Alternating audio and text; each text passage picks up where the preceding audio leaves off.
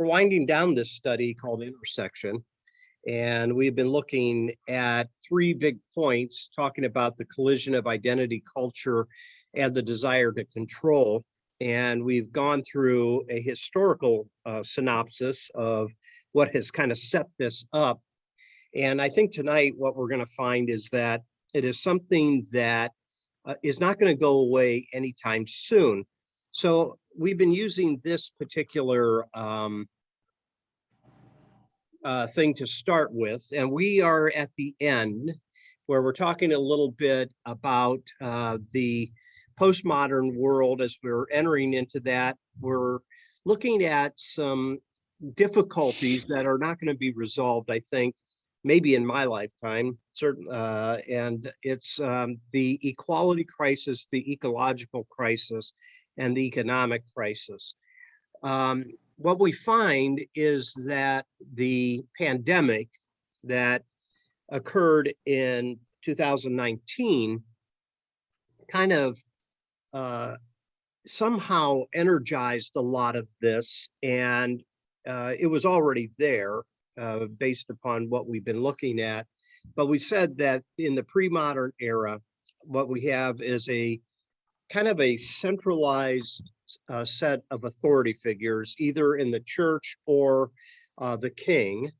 And then the Reformation comes along, the Renaissance and Enlightenment. And in the modern era, with the development of industry and the scientific revolution, a lot of things have changed. And scholars really don't know exactly when postmodernism specifically began, but it's close to the 21st century that it begins to take on a life of its own. And then nowadays, some of the language that is being used is called postmodernism, which we won't get into. But I thought what we do to get started tonight is talk for a moment about postmodernism and some of the difficulties since 2019, especially when you combine postmodernism with the pandemic. There is a lot of tension between democracy and autocracy. What is the role of the state in all of this? Is there a point where it gets too big? And then there's, with a lot of the developments in our world, a lot of surveillance and personal data collection more than ever before. And of course, this has changed a lot of things. And that is now, especially since the pandemic, people that were going into the office are now working from home. And that's changed the dynamics. And of course, we all saw the change that occurred in education when the pandemic first hit. Also, what we're seeing currently is some of the inflation that we have seen over the Biden presidency, but the ongoing tension of inequality is present as well, and it all kind of bubbles up into this postmodern authoritarianism. That's where we're going to land in a few moments. But maybe we can talk a moment about postmodernism. So this is a term that began in the latter half of the 20th century, and it is really a rejection of a lot of established traditions and accepted narratives. So let me give you one as an example. So maybe your parents told you that when you were dating, you were not allowed to move in together until after you're married.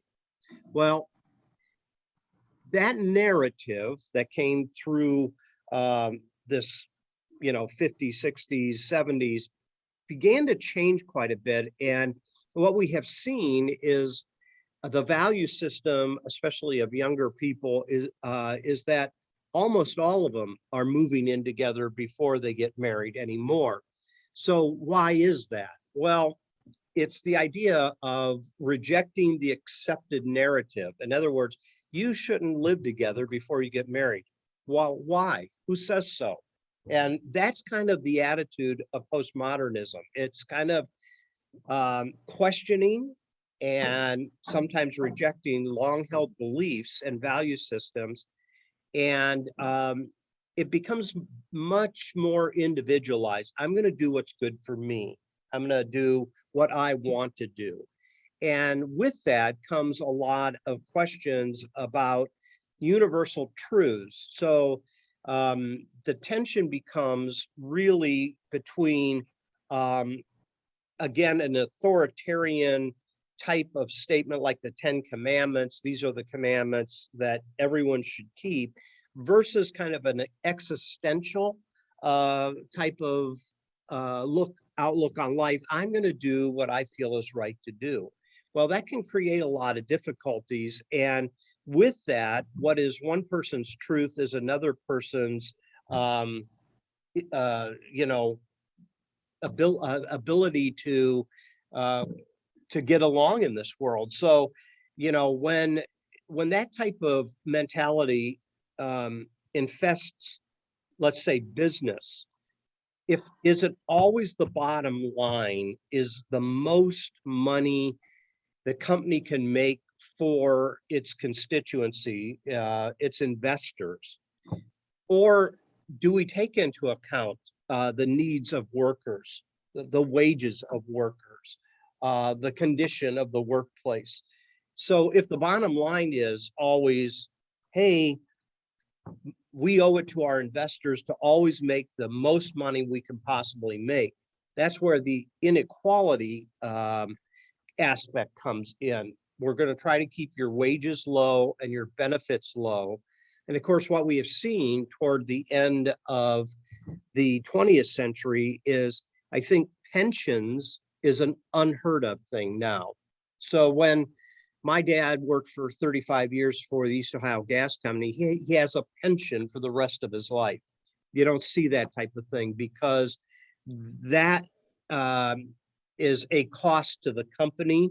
And what it does is it tends to always try to maximize profit rather than trying to have a co-relationship between employer and employee. So having said that, the next thing that is interesting is how post-modernity and religion come together.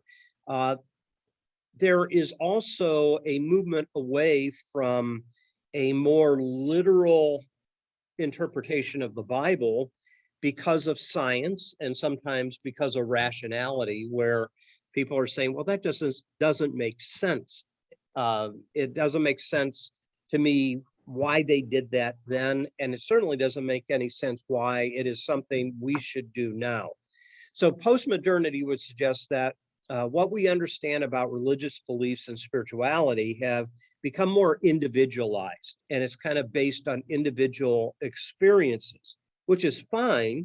When we think about coming to Christ, it is an individual experience, but it's also a communal relationship when we think about Christ Church. So having said this individualism is on the rise, what gets difficult is how do you form values based upon individualism? So that's kind of the tension. The other thing that is difficult is we are more connected to the rest of the world than we ever have been. So to learn about other people's cultures and other people's religions gives a lot more options to other people when they're exploring spirituality. What happens though, and I think this has been especially true in American Christianity, is religion and churches is simply another consumer choice.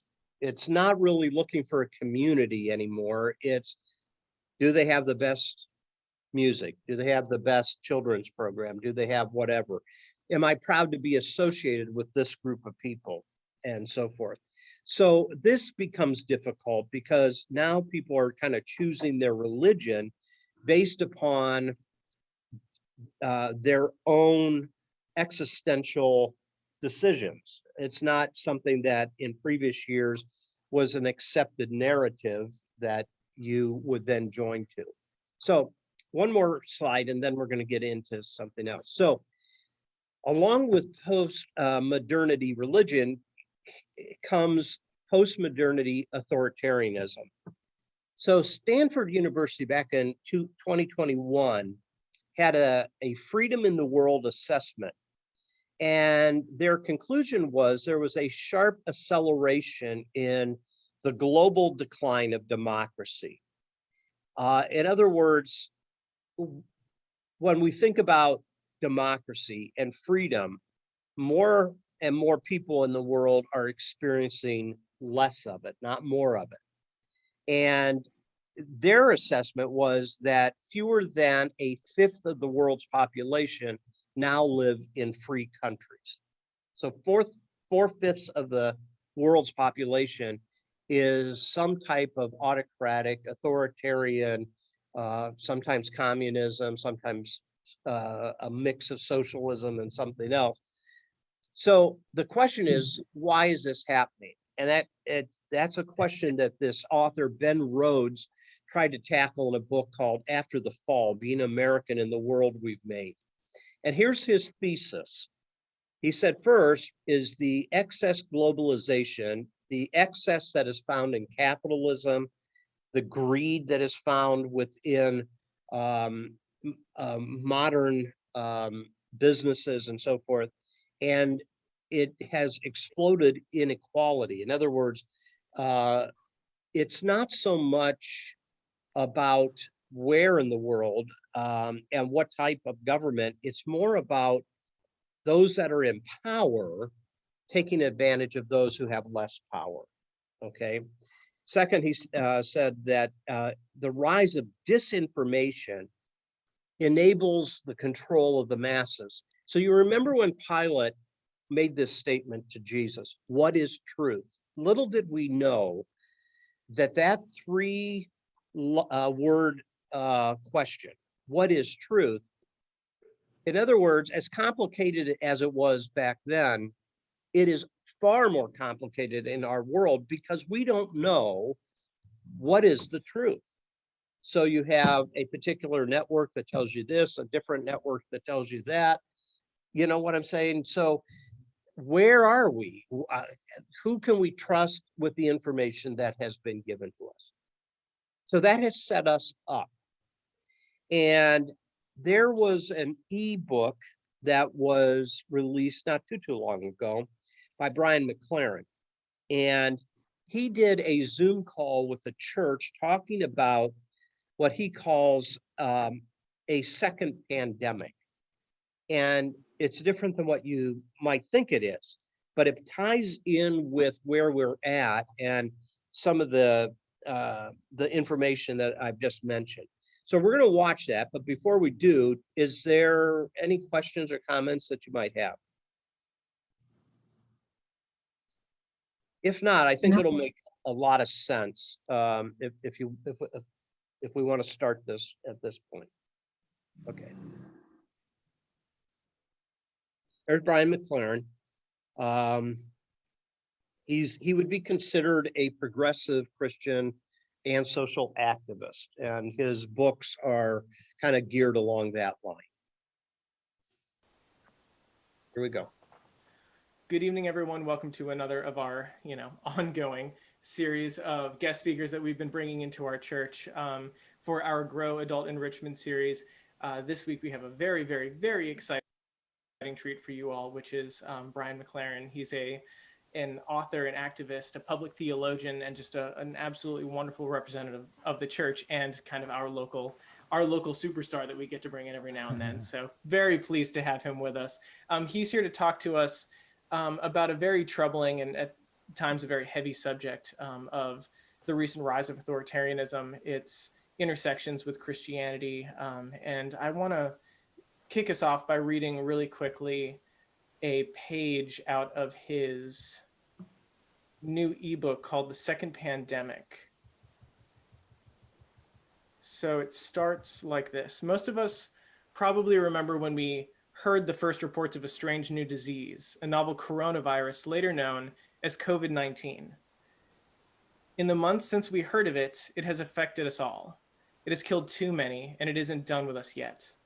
Meanwhile, another dangerous pandemic has been spreading, and too few of us understand it. The first pandemic, COVID-19, is caused by a virus that spreads primarily through breath from person to person. It usually infects the lungs, but it can quickly spread throughout the entire body, causing multiple organs to fail and leading to death. The second pandemic also spreads primarily through breath. Breath in the form of words, spoken words together with the residue of words on paper and screen, carry this pandemic from ear and eye to brain. From the brain, this infection controls the entire body, and through each host body, it reaches out to control more and more. Large group gatherings, rallies, for example, are prime methods for both pandemics to spread. The first pandemic of COVID-19 may cause fever, discomfort, and weakness, sometimes leading to long-term debilitation and death. The second pandemic can also be fatal, but before it kills, it fills its host with a feeling of power, supremacy, invincibility, euphoria, and belonging. Simply put, when people catch this pandemic, it feels like the most wonderful, meaningful, and fulfilling experience that has ever happened to them. The name of the second pandemic is authoritarianism. Brian, thank you for being with us. I would love to hear your thoughts on this rising struggle that we're facing and our role in it as people of faith. Sure. Well, first, Wesley, it's always great to be with you and always great to be with this beautiful congregation. Great to see your smiling faces, and welcome to all who will be joining us through technology later. In January of 2016, there was a Republican primary debate. Some of you remember when there was a long line of people stretching across the stage. And that night I said to my wife, I think that guy Donald Trump is going to win. And at that point, a lot of people were still thinking that he was kind of a joke. But I said, I think he's going to win. I think he knows the secret combination to a certain part of the human brain. I called a psychiatrist friend of mine, or psychologist friend of mine, or I emailed him and I said, could you start sending me anything you can that you feel is psychologically valid that will help me understand Donald Trump and his unique power? I think what it was that impressed me the most was that Trump would humiliate, mock, insult his opponents, and then within days, they were supporting him. And I just thought, this is unprecedented. This is really a strange amount of power. So my psychologist friends started sending me all these articles, and I put them away in a little file in my computer. And then I bumped into another friend who is a neurologist, and his specialty is really how the brain functions. And I asked him the same question, and he started sending me information. And it led me in a number of different directions. Some of you may have seen, I wrote a little ebook on bias called Why Don't They Get It? How Understanding Bias in Others, Overcoming Bias in Others and Yourself. And so bias was one sort of track, but the other track was this reality called authoritarianism. And it turns out that in the aftermath of World War II, European intellectuals were around all across Europe were asking the same question. And the question was, how could the Germans do this? Because everyone thought of the Germans kind of as the smartest Europeans. I mean, the French never would have said that out loud, right? But there was the sense that the Germans are super scientific, super rational, super analytical, deep religious tradition. You know, German Christian scholarship was considered the envy of the world.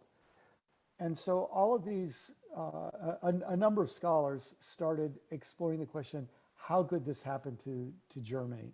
Many of you have probably heard of Hannah Arendt and others who began writing about the spread of authoritarianism. And of course, Hannah Arendt had both the example of Stalin and the example of Hitler to look at, and she started noticing similarities between them and others, Mussolini and others. Meanwhile, some Americans started getting interested, and they started publishing, actual research on authoritarianism. I wonder if you could just show me by quick show of hands, how many of you have ever heard of the Milgram experiment? Anybody hear of the Milgram experiment? I bet when I describe it, more of you will remember. The Milgram experiment was done at Yale by a researcher named Milgram. And what they did is they invited people in and said, we're doing a test on reading comprehension. We're doing a test on education and learning. And so we're going to ask you to give a quiz to another volunteer. You'll be sitting in this little cubby, and they'll be sitting next to you, and there's a wall in between you. And whenever you ask a question, whenever they get the right answer, that's good. If they get the wrong answer, you press this button, and this button will administer just a small electric shock. So, the person who's organizing the experiment has a white lab coat and a clipboard and looks very official. What the person taking the test doesn't know is the other person who they think is another volunteer is actually an actor and a kind of conspirator in the experiment. And so what would happen is you'd be instructed as the participant, the first time a person gets a wrong answer, you press a button. Next time they get a wrong answer, you're asked to turn up the voltage on a little knob and press the button again. And then if they get a third wrong answer, you're told to turn up the button a little bit more. So you can imagine your partner saying, ow, ow. And then each time it turns up, the scream gets louder. And what shocked everyone in the Milgram experiment is what a high percentage of people would keep turning the dial up as long as the guy in the white lab coat told them to. They would keep turning it up until the person stopped even answering the questions, presumably because he or she had gone unconscious. So I remember reading about this back in college and then started to see, the Milgram experiment was in this flow of research on authoritarianism. Well, it so happens after Donald Trump won the Republican primary and then won the election, suddenly people started paying a lot of attention to authoritarianism again. It is a fascinating body of research. I think it is deeply significant theologically. I think for all of us who identify as Christians, there is so much for us to reflect upon in the study of authoritarianism, especially because right now, white Christians seem to be the most susceptible to authoritarian leadership. And this becomes a special cause for self-examination among Christians in general. I think of all races and nationalities, but I especially think us American Christians have a special obligation to grapple with this subject of authoritarianism. So I'm going to give you a quick definition. It's very, very simple. After you hear this definition, I promise you'll be able to remember it because it's got 4 parts, and they're in it. As soon as you hear them, you say, oh yes, that's very, very obvious. And then we can explore some other questions. I'd like to talk a little bit about theology and authoritarianism, and then we'll open up for questions and comments and discussion. So 4 characteristics of authoritarianism. First, if you can understand that authoritarianism, simply put, is a process of centralizing power. But it centralizes power in either an individual or a party or a cabal, a network of people who align around common interests. And here are the 4 primary characteristics of authoritarianism. First, fear. Authoritarian leaders almost always, and maybe we could even say always, identify an enemy to make you afraid of, an enemy who becomes an existential threat to your safety and your existence. And now here's what's interesting. the enemy doesn't even have to exist. The enemy can be completely blown out of proportion. In fact, the best enemy is not really a threat. If the enemy makes up a tiny minority, so small that they couldn't be a threat, they're even a better enemy to make for authoritarians to use to make you afraid. Because if there aren't many of them around, you can never go talk to one to find out if what the authoritarian is telling you about them is true. And so, first is fear of a real or imagined enemy. Of course, you can think back in history to different authoritarian groups and the enemies that they identified. Some of you who are my age or older might remember from yourself or from your parents the McCarthy hearings. And you remember the fear that Joe McCarthy spread was the Red Scare, and the fear that there was a communist hiding behind every bush. Again, it didn't matter if it was true or not, that fear spreads. You might remember reading about the Salem witch trials, and the Salem witch trials were a classic case of identifying an enemy who didn't actually exist, but you could imagine this enemy would exist. And not only, we know about the Salem witch trials, but witch hunts and witch trials were spreading across Europe for a couple of centuries. And in fact, Protestants loved the witch hunts better than anybody else. The witch hunts happened before Protestantism began, before the Reformation. But as soon as the Reformation came, Protestants latched on. And the provision of an enemy, it fulfills a deep psychological need in people.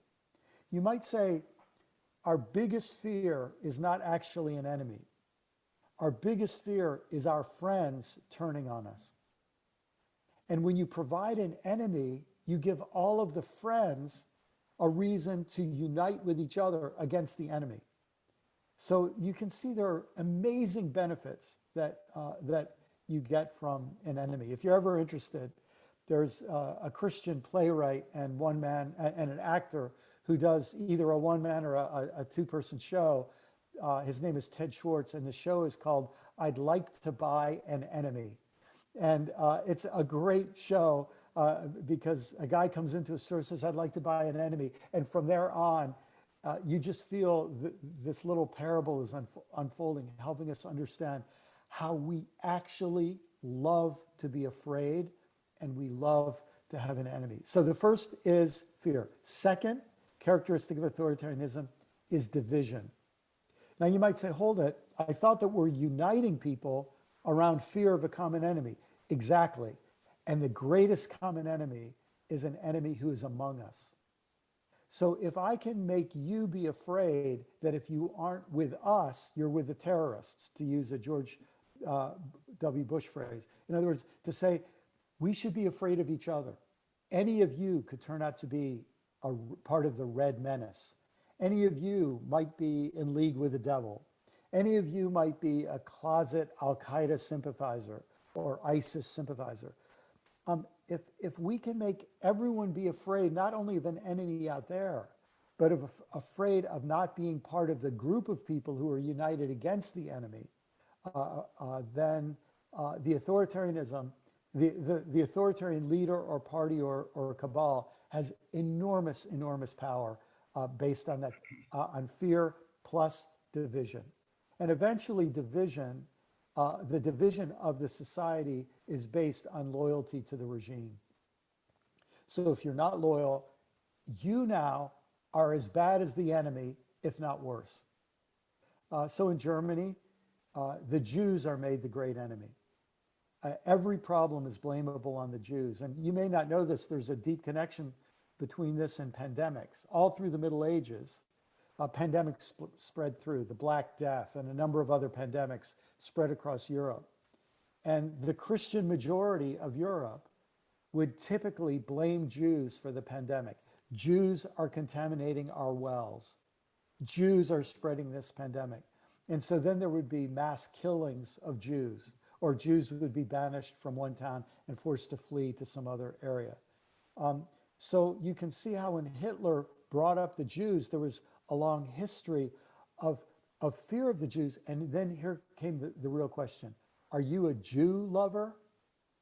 Are you a supporter of them? Because that makes you then an enemy of our own. So you've got the first two characteristics, fear and division. Third is distortion or distraction from the truth. There is just so much amazing evidence of this when people study Stalin and Hitler and the Pol Pot regime and Cambodia and any number of other authoritarian, powerful authoritarian movements.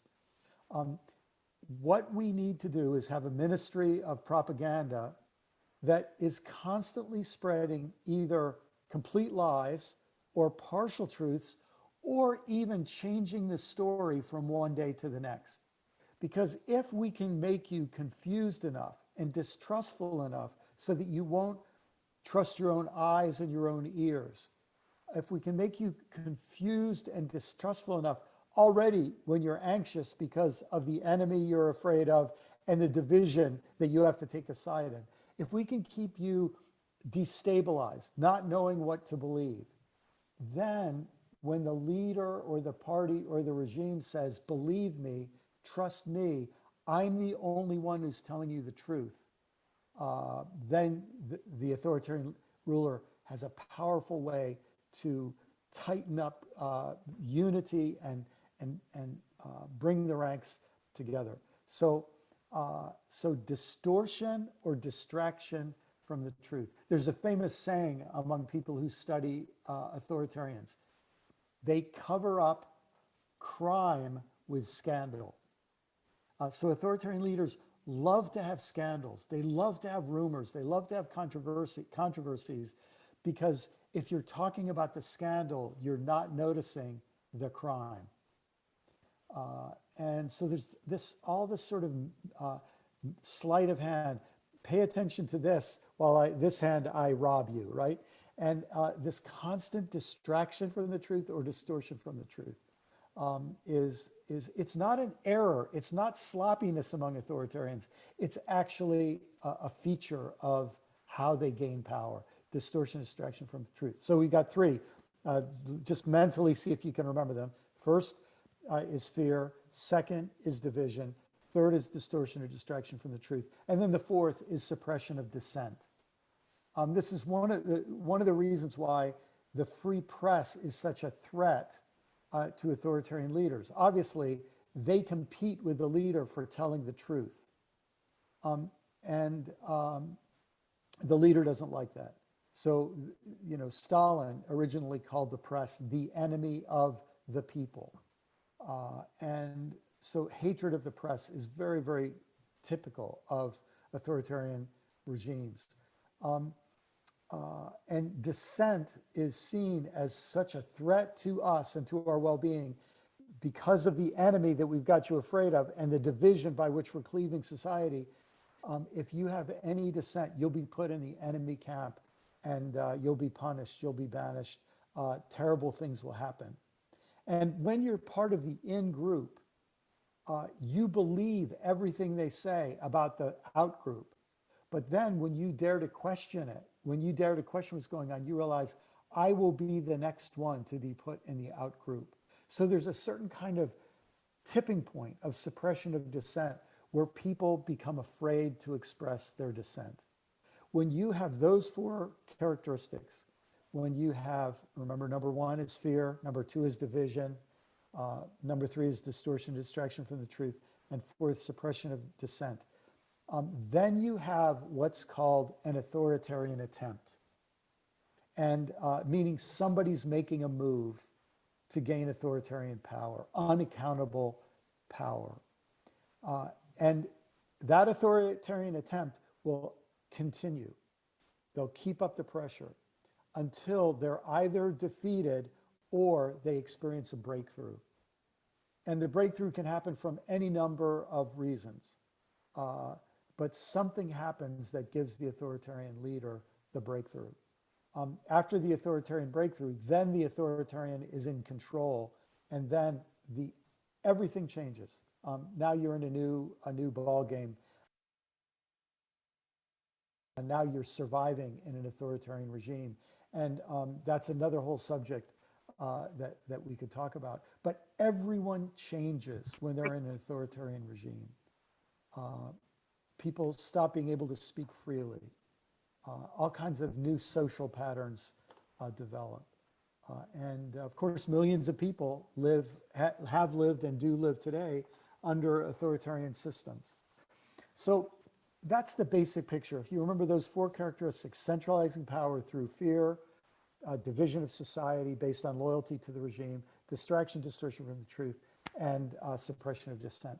Maybe the last thing I'll say is that religious communities become great centers of authoritarianism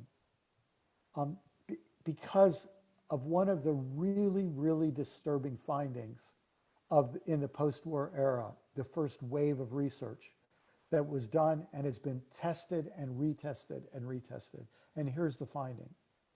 About 30 to 35% of people in every tested culture test high on authoritarian followership, meaning if you put them in a condition of stress, a condition of anxiety, shame, worry, insecurity, if you put them in a position of stress, they will feel euphoria if a powerful authoritarian leader comes in and gives them reassurance.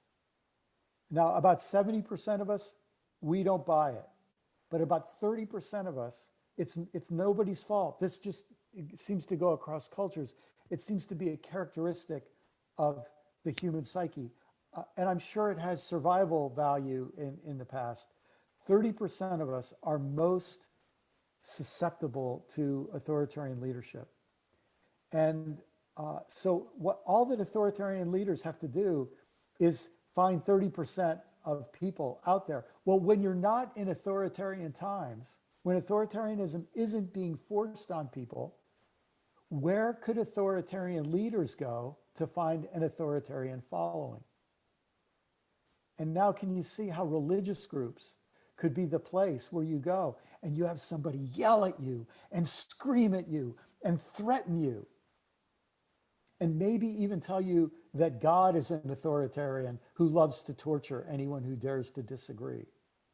Can you see how that context would attract people who are attracted to authoritarianism?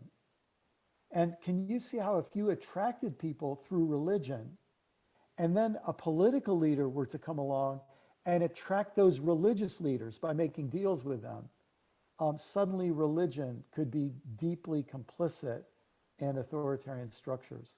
Now, here's where life gets interesting. Because you look at Jesus, and Jesus comes on the scene and is obviously a very strong leader. He attracts huge crowds. But what's very, very interesting is he doesn't tell them there's an enemy out there, you should hate that enemy. He says, no, if somebody calls themselves your enemy, you still love them because God loves everybody. Jesus refuses to build his community based on hatred of the other. In fact, he looks at the people who are being excluded and shamed by the religious authoritarians of his day, and he invites them to the table. He says, these people are human beings too. I'm not ashamed to be associated with a prostitute or the tax collector or the leper or the sick or the poor. I mean, he breaks down the whole structure, the whole tactics of authoritarianism. As soon as I say that, those of you who are deeply familiar with the Gospels, you'll be thinking of other examples. Remember, he says, I don't call you servants anymore. I call you friends. He doesn't say, I'm the greatest and I always want to be the greatest. He says, listen, I'm leaving and it's better that I leave. You don't need me. The Spirit will be with you. You'll do greater things than I've done. The Spirit will guide you. I'm not essential. I'm giving you something now You can bring my spirit, you can have my spirit, but you have power. He's not trying to hoard all the power. He's disseminating the power. You look at Jesus as an anti-authoritarian leader, and it is truly, truly striking. By the way, if you ever want to accuse Jesus of authoritarianism, I think you would do it over his stories and parables about hell. You would say, yeah, Jesus has all this talk about hell. That's typical authoritarian talk because authoritarian leaders always threaten the rebels with torture. But isn't it interesting that when Jesus tells these parables about hell, it's not the poor people who get sent to hell. It's the rich people. In other words, it's the people with power. So I've come to believe that Jesus doesn't teach about hell. Jesus unteaches about hell. Everything he says that we think is about hell, and it has this whole Christian doctrine behind it, I think is Jesus' reversal of everyone's assumptions as a way, we would say, of deconstructing all of their notions. And you ultimately see this when Jesus is hanging on a cross and he's dying, and he doesn't say, I'll be back and get the bastards who did this to me. But he says, Father, forgive them. They don't know what they're doing. Put all that together, and we have a very, very interesting time. Obviously, I believe that Donald Trump is a classic example of an authoritarian leader making an authoritarian attempt. I think he has found the 30% of the population who loves authoritarianism, and the people who are submitted to those 30%. So if you have an authoritarian husband, you'd better believe he's putting pressure on his wife to vote as he votes. And if you have an authoritarian father, even if his children are in their 30s or 40s, he's putting the pressure on them. And they know that if they don't vote the way daddy votes or grandpa votes, they will not be welcome at Thanksgiving dinner. And so I think what we've seen happen in the last 5 years or so has been an authoritarian attempt, and it's not over yet. And this authoritarian attempt could continue for many, many years. And what that says to me, it says two things. One, the church has grossly failed in teaching an anti-authoritarian message, just as the Christian church has failed to teach an anti-racist message. By and large, the white church has certainly failed to teach people, to inoculate people, to help people understand the dangers of authoritarianism, which I think are deeply, deeply taught throughout the scriptures. We can talk about this if you like. But I think it also means now that our churches have to wake up and get busy on what we failed to do in the past. And that is to teach people the radical anti-authoritarian gospel that Jesus taught. Let me stop there. And I don't know, Wesley, if you want to start the ball rolling, or we just can open it up to everybody. I'm actually just going to open it up. I want to see people's thoughts because I'm curious to know what really jumped out at everyone. Just go ahead and unmute yourself and ask.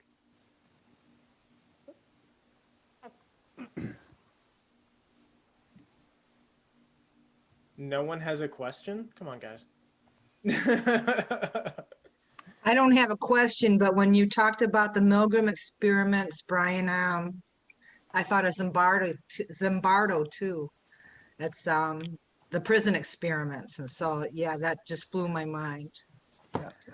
I have a question since we're talking about Milgram that I can bounce off. Is that okay, Brian? Yeah, great. Actually, were you going to say something in response to Riva? I didn't mean to interrupt. No, go ahead. So I've heard that there have been some kind of redoings of the Milgram experiment. Yes. Where you can see the person you're shocking, yes, or the person who's instructing you to shock someone is no longer wearing a white coat, or, there's all these different variables that they've changed that have produced kind of less fall in line, follow the leader responses.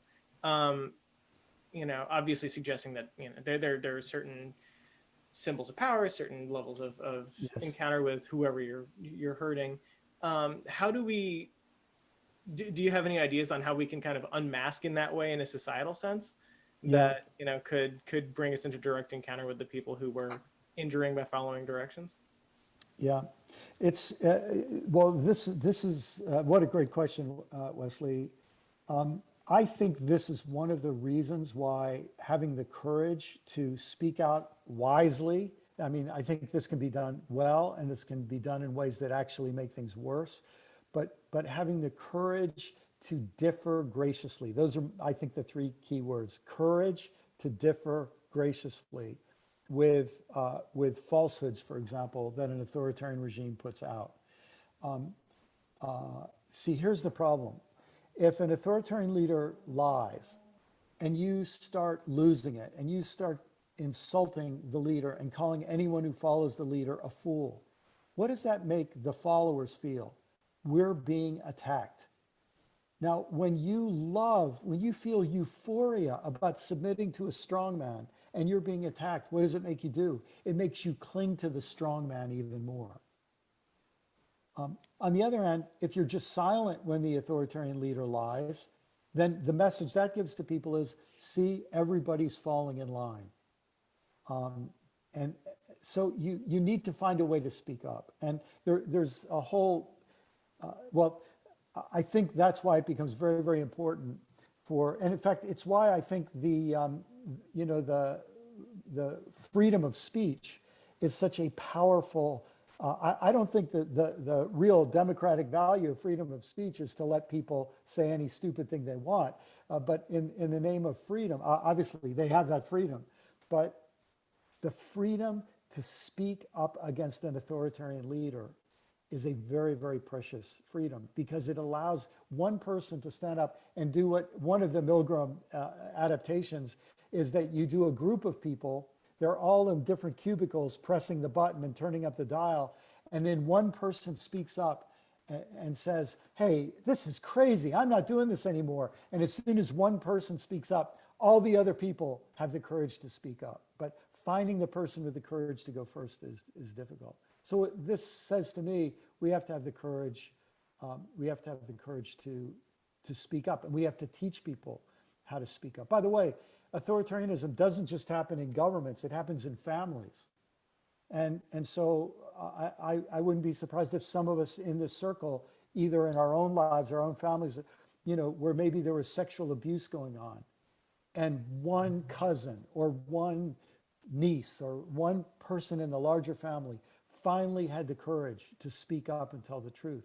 And you find out that a whole lot of people had known about it and let it go on, right? So it happens in families, it happens in denominations, it happens in congregations. So this courage to speak up becomes one of the things that I think we teach. Yeah, I mean, there's so many examples of this. As soon as you start thinking about this, go back and read a book like the Book of Esther, and you realize the Book of Esther is a book about authoritarianism, and so many things going on there. You read the Book of Acts. The disciples are getting arrested not because they're Christian, but because they're speaking the truth in an authoritarian context. And you realize that part of what was going on in Judaism was that the temple was bought and paid for by the emperor, the Roman emperor. So the temple elite were submissive to the authoritarian leader. And suddenly you realize, oh, what's going on in Jesus' day is what happens when some of our fellow Jews are submissive to the Roman authoritarian leader. So all of that's going on. I'm not sure if I answered your question well or not, Wesley, but that would be just one example of, I think, how some of those follow-up studies to Milgram sort of give us some ideas of what to do. And I hope you wrote down yeah. for graciously, because that's one that you should have written down, anybody who's got something. So. How do we learn to be gracious in the face of this? That's my biggest struggle. I feel from a place of privilege that it's my responsibility to try to speak truth, regardless. And I've been pretty well known for being outspoken. Yeah. But to do it with grace is sometimes I just feel like I have to walk away. Yeah, yeah. Well, Nancy, you're Nancy, right? Yes. Nancy, first of all, thank God that you speak up. Like, let's be honest. All of us make one mistake or the other more often. Either we speak up a lot, but we don't do it with grace, or we're very polite, but we never speak up, right? So Yeah. thank God for people who speak up, even if they sometimes go a little bit too far. Because that courage seems to me to be very, very hard to come by. Nancy, let me tell you a quick story. When the word got out that I was doing some thinking and writing about authoritarianism, I got contacted by the Women's March. And a couple of leaders of the Women's March are friends of mine. And they said, hey, we're doing this thing called Digital Defenders. Could you, would you help us? So I learned what the Digital Defenders are doing. And this is just so brilliant. They recruited a group of people who like to spend a lot of time on Facebook and Instagram and Twitter and all the rest. And here's what they said. We've got people radicalizing young people. Yep. They're turning young white men into white supremacists. They're turning young white women into white supremacists. They're turning people into, they're recruiting people for extremism, and they do it on the internet. Well, if you find any of these people, first you find the extremist recruiter, then you find the troll of the recruiter who's calling him names and cussing him out and making fun of him and mocking him. And so what they started to realize, how this is playing into an authoritarian dance, is that if a person's recruiting and is sounding very rational and concerned about safety and concerned about America and all this, and somebody's attacking him, then you think that the person being attacked gains credibility. Yeah. So what the Digital Defenders do is they go online and they find the person doing the attacking. Yeah. And they teach them to do 2 or 3 things. Let's see if I'll remember it. First thing they teach them to do is agree with the attacker. Say, let's use an example. President Trump's inauguration crowd was much bigger than President Obama's, which was just a falsity, right? I So was there. I know better. So somebody says this. Another person says, "You're a blankety blank, blankety blank, blank, blank," attacks them, right? The Digital Defender comes on and says, "I agree with you that facts matter and that we can count the number of people who are at events using photographs. And I agree.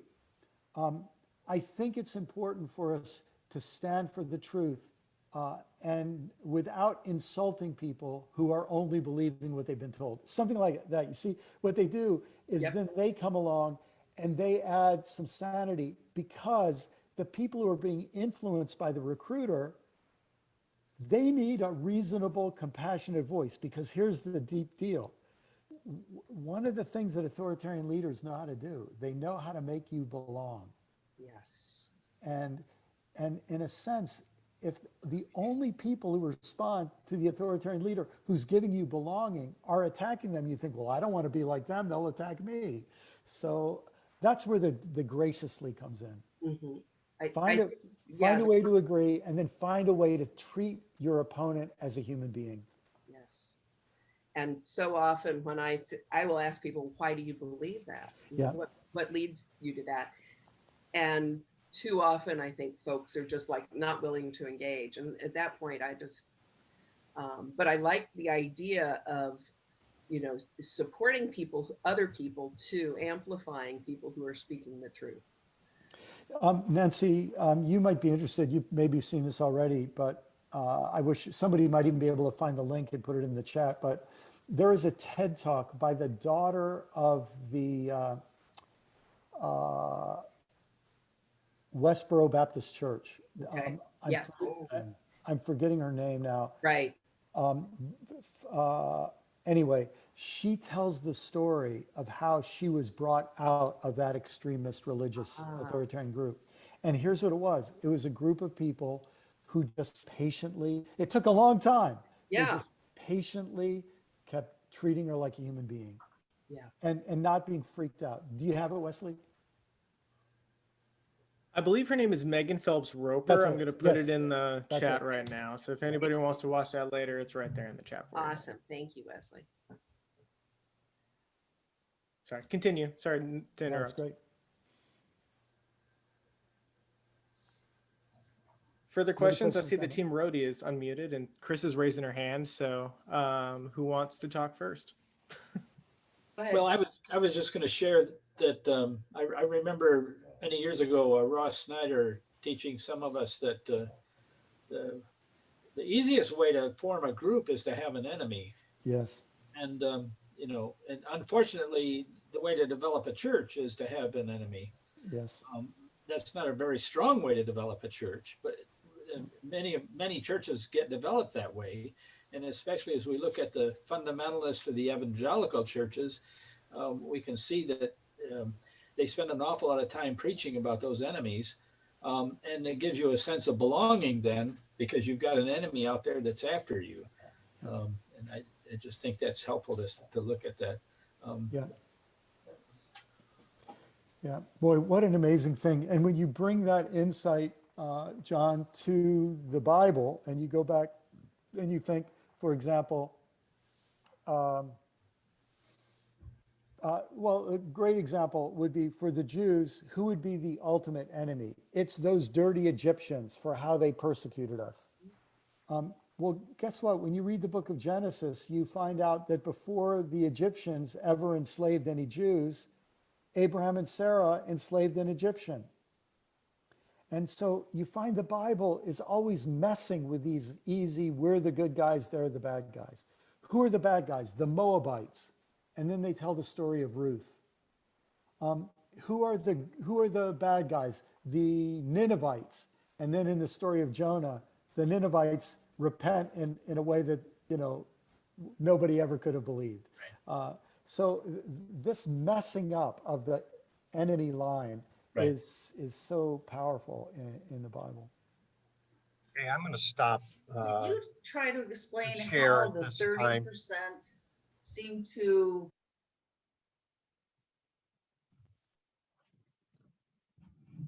So I wanted to leave just a minute or two. They have some additional questions but I thought the bulk of the presentation that Brian McLaren gave was very apt as a way of kind of summarizing what we have been looking at over the last several weeks, as well as what we're observing within our own culture as well. So, hello, Brenda. Glad you could join us. So I wanted to see if you had some questions before we close off tonight about his presentation. Anything that you want to make a statement about? Any comments?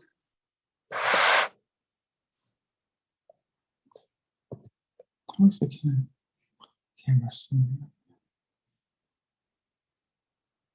Anyways, hopefully that was enlightening for you, because I thought it very helpful, and it makes a lot of sense when we are observing even the push toward these midterm elections that are up and coming in November. We've already had some primaries even yesterday, and so it's a fascinating observation in seeing where all of this has led. And as we continue kind of in the postmodern experiment, as we think of that existentialism that kind of was founded toward the end of the 20th century, here we are, we're entering into another phase in the 21st century. And we're going to talk about the next 3 weeks, and then we're going to be done. We're going to talk about the equality crisis, the ecological crisis, and the economic crisis. And that's going to be an ongoing thing as we continue to Removes it from into our the years ahead in the 21st century. So All right, here's your last chance to ask a question or make a comment. Warren. Yeah, I think it's interesting, you know, some of the explanations of authoritarianism, which I thought was helpful, you know, in explaining some of that, because that is obviously a pretty big deal these days.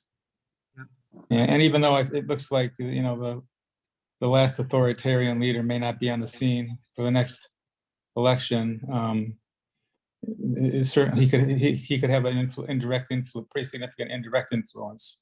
Yeah. On that, and again, it goes back to you can also think about other authoritarian leaders, obviously today and in the past, and so I thought that was helpful in trying to explain some of that piece of it. Yep. Why there's a reasonable number of people just from simple math, why there's a pretty high proportion of individuals who support that. Yeah. So, Well, when you think about it, 30% that he was talking about is a pretty high percentage. When you think about the influence of 30% of the population that might be enamored by someone who seems to have all the answers or is the authority figure because that's the way your brain is wired type of thing. So, right. I didn't realize that, yeah.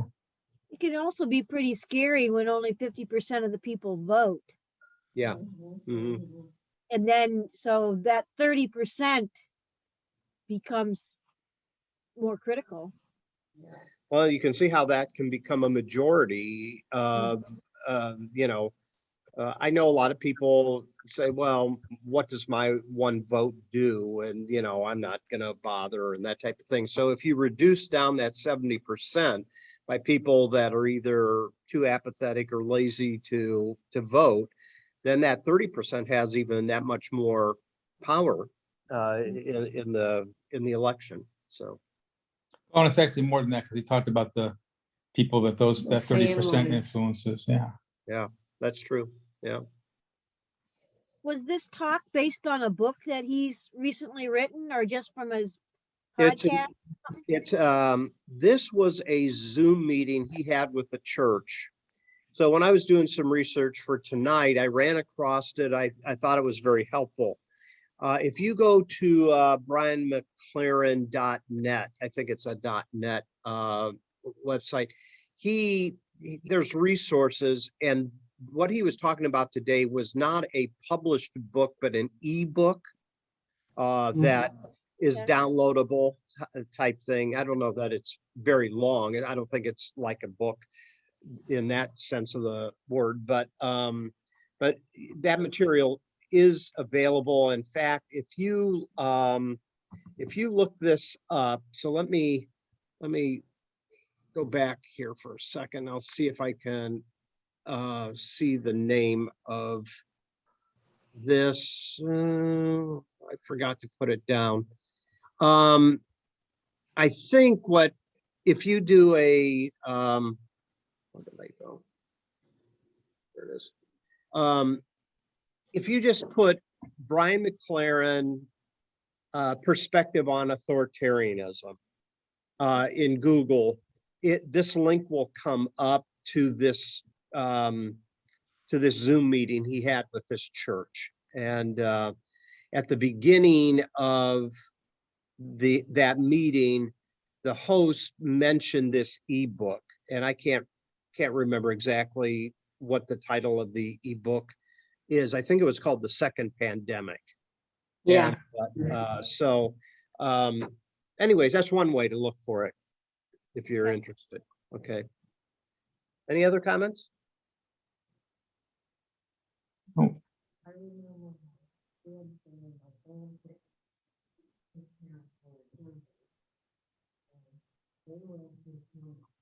Mhm.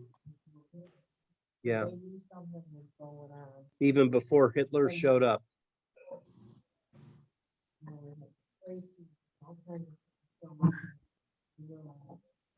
They had a sense, huh?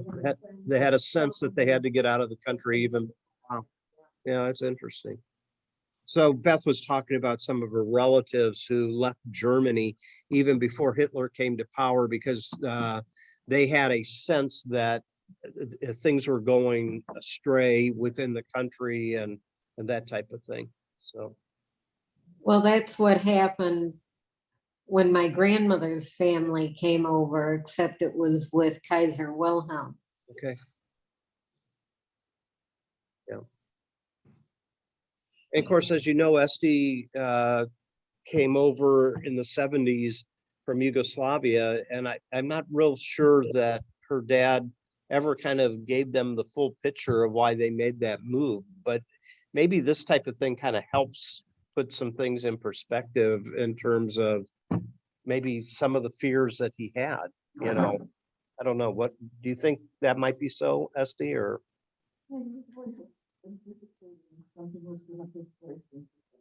Yeah. Yeah.